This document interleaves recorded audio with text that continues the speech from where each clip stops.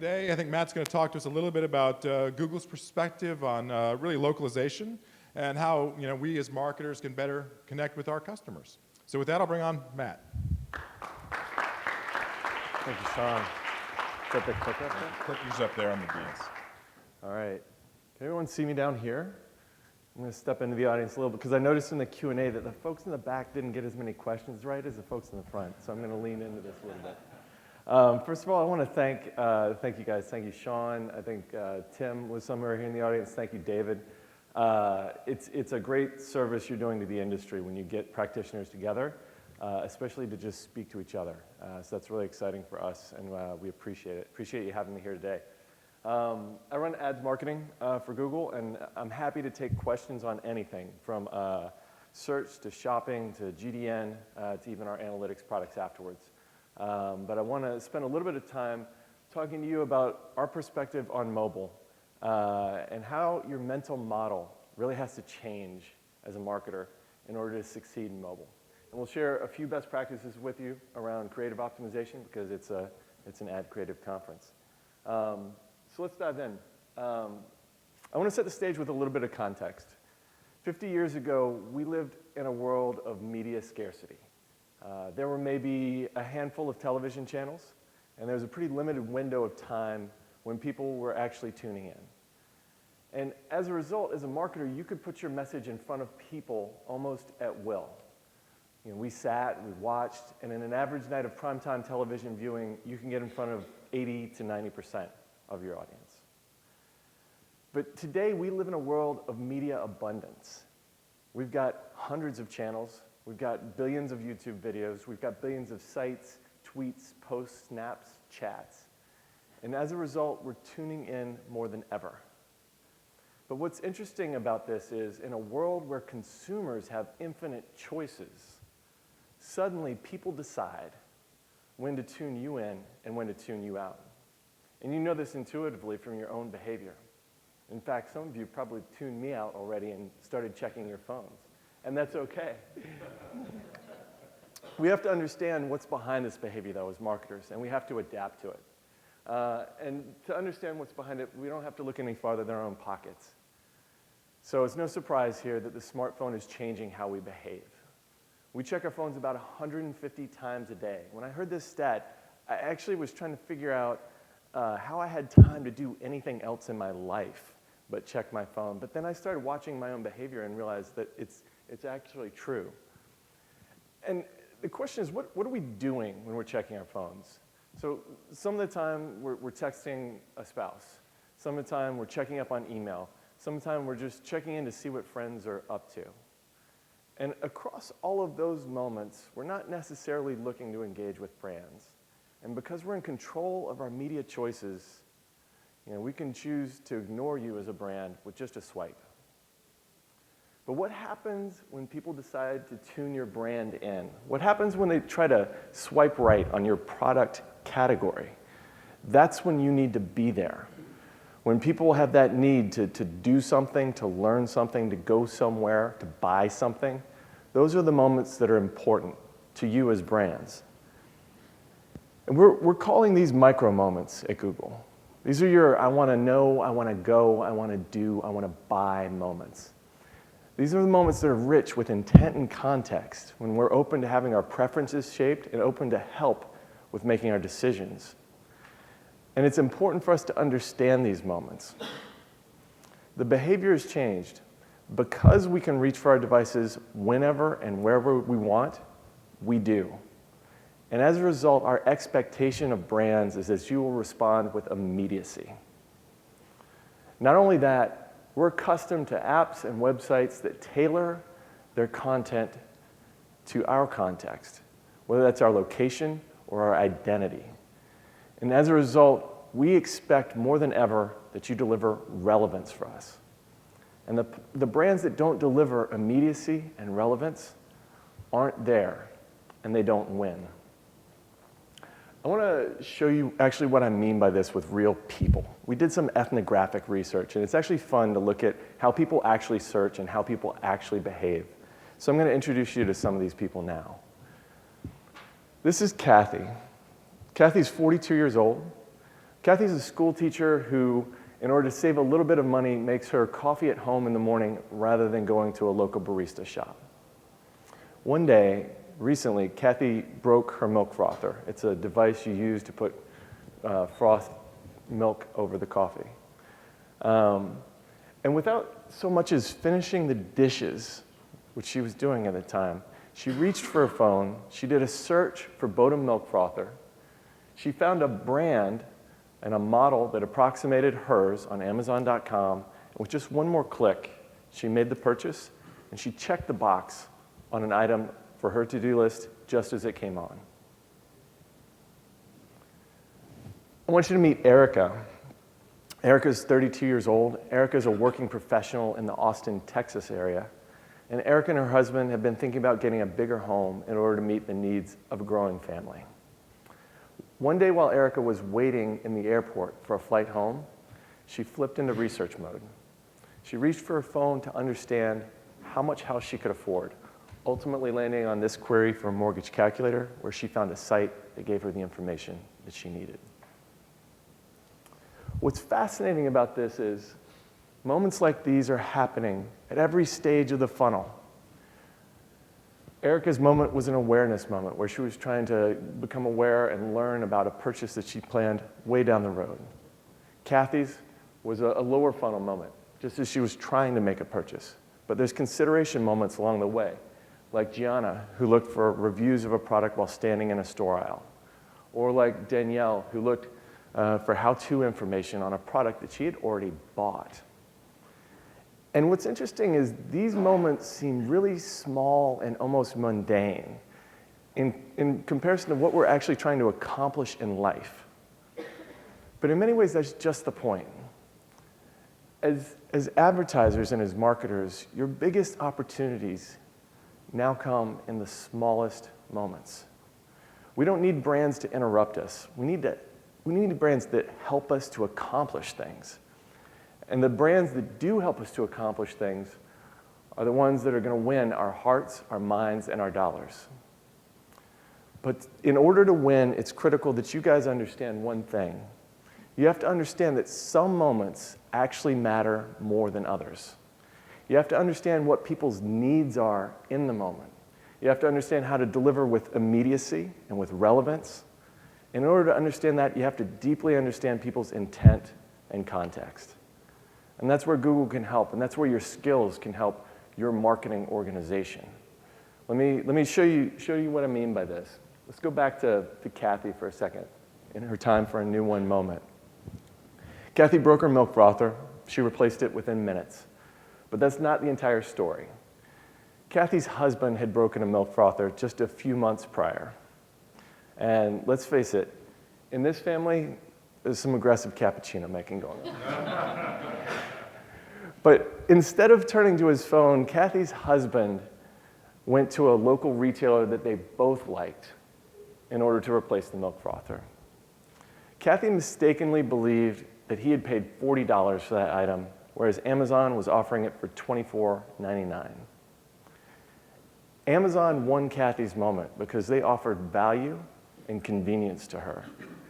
And Kathy, not aware that the retailer had the same item in stock at the same price as Amazon, available at a store nearby where she could have picked it up the same day, was just as happy in her moment to be more loyal to her needs than to a brand that she liked. And the retailer, because they weren't paying attention to Kathy's intent and context, missed the opportunity to demonstrate their own competitiveness and value. Let's go back to Erica for a second in her one step at a time moment. It's true, this was not an isolated moment. This was one step in a long journey where Erica searched for homes, home builders, schools, neighborhoods, financing options.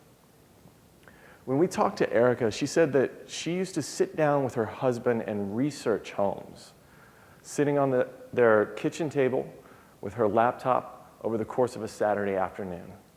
And in many ways, when we grew up as marketers, like over the past 10 years, that's how we thought people behaved. We thought they would sit down and have an online session right? We even call them that. We call them sessions, which is time until 30 minutes or browser close. But that's not how Erica behaves anymore. Erica doesn't research in sessions or in the course of an afternoon. Erica researches while waiting in line at the grocery store. Erica researches while waiting for her kids at soccer practice. She researches while waiting for an airplane. Erica uses stolen moments throughout her week to keep her dream of having a new home alive. And the implications couldn't be clearer for marketers. To win Erica, you have to be there with relevant content at every step of her journey, but it has to be tailored for her mobile context. It has to be bite-sized and amounts that she can easily consume. So what I would leave you with as one takeaway here is that these moments are happening hundreds of times a day. They're happening for millions of people, and they're creating billions of moments to win. As marketers, it's your job to figure out what the moments are that are relevant to your business. You need to understand people's intent and context and be able to associate that with all the moments that truly matter to you in order to win. In order to do that, I leave you with three things before I dive into some quick best practices for you. First of all, think about identifying all of your micro moments. And there's no one who's better equipped to do this in your business than you are. You probably already could list all of these just from your search account. But in many ways, we've built our search accounts over time off of a desktop paradigm. Check with your customers. Check with your own behavior. See what people are doing when they're in your stores on their phones. Are there new behaviors that they're evidencing to you that you need to pay attention to be relevant to their context on mobile? Think about how do you deliver on people's needs in the moment. Everyone's struggling with mobile now. We get it. It's hard. I have to build an app. I need to think about a mobile website. How do I jam all of my content into that site? Use the consumer and their needs as your true north. Start with their context and intent, and then think about what is the ad that I need to deliver? What is the site experience that I need to deliver? Do I need to deliver an app? And how can I integrate signals like location into that experience? And finally, rethink how you measure in order to understand all the moments that matter. We've lived in a world of the online session and the online conversion, and it's just not enough anymore. Increasingly, you have to look beyond that conversion point to think about conversions that happen in apps, across devices, over the phone, or even while people are standing in a store. And you can't go from 0 to 60 and measure all of these things perfectly. We get it. We're moving from a very certain world to a very uncertain world in terms of measurement. But as you do, lean into estimates. Work with your tools providers to understand how you could get better over time. And by starting to measure down this path, you're going to get a much better picture of your customer, and also you'll be much more competitive in the auction. Now, I'd be remiss if I came to a creative conference and didn't touch on ad creative. So I'm going to switch gears now and talk to you for just a minute about 6 best practices that you can use for delivering better ad copy for search on mobile. So let's jam through these, and then I'll take questions. First of all, tie your keywords to your creative. The keyword is your intent signal. That's your understanding of people's intent. And when you tie your creative to your keywords, you deliver more relevance to your customer. And I was excited when I got to Google a couple years ago. This data was laying around on the shop floor and had never been published, and we finally got it out there. So it turns out across all of our customers, and this is from a study from several years ago, if you put the keyword in your headline, on average, it's about a 15% boost in CTR.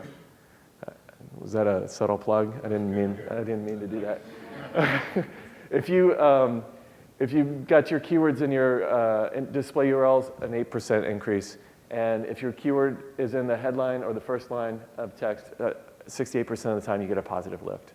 Now, you don't want to just stuff your keywords into your creative. You've got to experiment, see how it works. You've also got to make sure that, relative to other competitors on the page, that your ad is differentiated. Pay attention to all those things. This is a great best practice to keep in mind. When you're thinking about mobile specifically, you've got to tailor your ads for the mobile user. And we all know about the mobile preferred creative, and yes, that takes a little bit of extra time to work on. But even if you don't use mobile preferred creative, think about the context that your user is in when you're writing your ads. It's going to change the type of call to action that you write. Instead of buy now, that call to action might be call us now or visit us now. And one of the more interesting things that we found is that if you can signal to the user that they're going to get a great experience on the other side by putting /phone or something similar in a URL that's going to take them to a mobile optimized landing page, you're going to get a higher click-through rate on average. You're also going to want to tailor your site links for mobile. And the thinking here is really simple. People may want to go to a different landing page if they're on a mobile device than if they were on a desktop device. You might want to take them to a store locator page. You might want to take them to a local promotion. And as you think about tailoring your site links for mobile, think not only about the call to action and the pages you're taking them to, consider scheduling your site links, especially if your phone banks are only available at certain times or you've got certain store hours.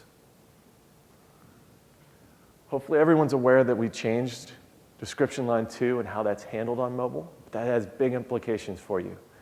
Make sure that your call to action is clear in the headline or description line 1, because on mobile, we may not show your description line 2.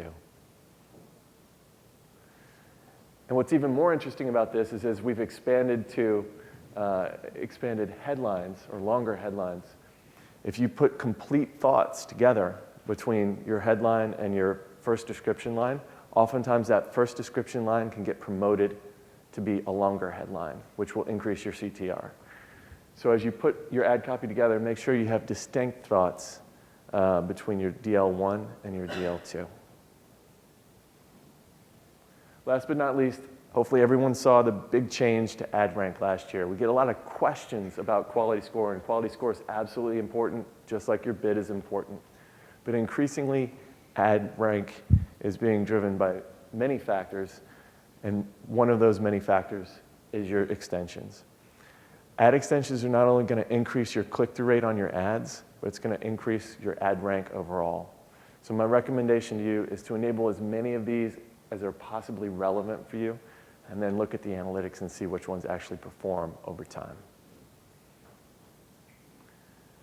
So with that, this is a link to our best practices site. We've actually put together a lot of best practices on everything from creative to bid optimization to app install campaigns to dynamic remarketing. It's available on the Help Center under the Learn tab. You can drill into best practices, and you can find advanced best practices that go beyond just the typical enablement steps that you've usually seen. Thank you very much for your time, and happy to take questions.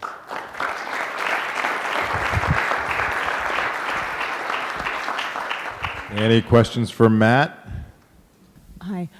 Question regarding the impact of YouTube to search engine results. I mean, how critical is it for a company to curate all our videos and make sure they're all meta tagged and everything, and does it impact our search results? That's a great question. So the question was, how does YouTube affect your organic search results? And that's a great question. Unfortunately, it's not one I'm qualified to answer. I'm happy to get your card afterwards and see if I can get an answer for you. So I'm pretty good with AdWords questions, analytics questions. Anything we've done on the Inside AdWords blog, absolutely. Stuff in the Wall Street Journal sometimes. So the question was, have we quantified the boost of showing that you have a mobile optimized checkout experience in the ad copy? We haven't. It would be a great thing to study. Also one thing I would note, a lot of you guys are struggling with mobile sites, and we get it. We've published some research on how to better optimize your checkout experience and the actual UX on your site, and I would encourage you guys to check that out. It's on our thinkwithgoogle.com site. If you just search for mobile UX and mobile best practices, you should find that there. So you just announced the buy button. How's that going to work with AdWords? How's that going to be managed? It's a great question. We didn't announce the buy button. The Wall Street Journal reported that there are rumors of a buy button coming. We did not I don't think we had comment on that. Who here, just show of hands, who here tuned into the live stream that happened a few weeks ago where we had all of the annual announcements? Who here read the news about the live stream? Like there was a slew of news around all the new products and formats. Okay.